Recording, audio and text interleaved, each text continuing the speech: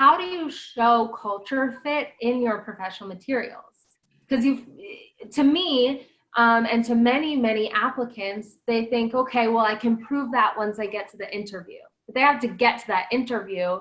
So are you looking for culture fit in a resume, a LinkedIn, and how do you see that? Yeah, it's a really good question. I think a lot of times I see culture fit in LinkedIn on your things that you like. So the different industries that you like, the different things you follow, the different nonprofits you might be serving. So there's options to show like where you're volunteering at, and like my company is very, very big on volunteerism.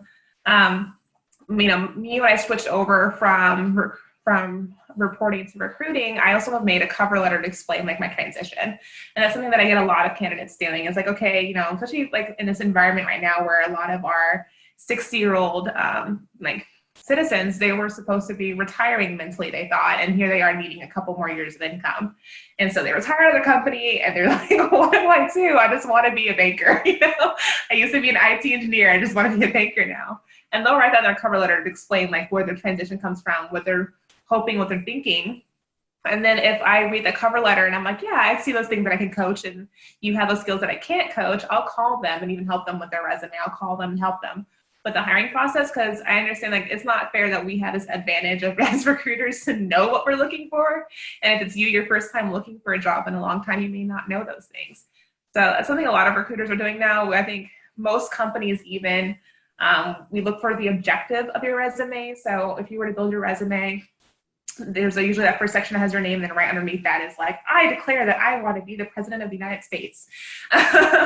But you obviously would write your realistic goal in there, and you would say like, what qualities you have already that make you a good fit for that.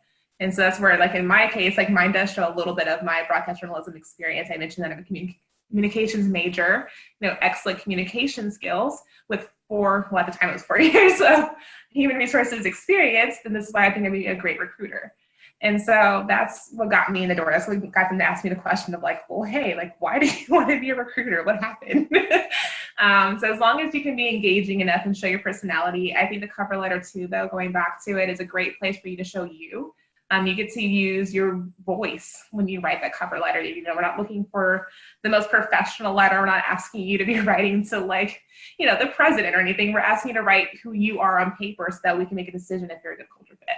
And I think a lot of people who are able to get into the interview and see me or have me call them do a really great job of doing that.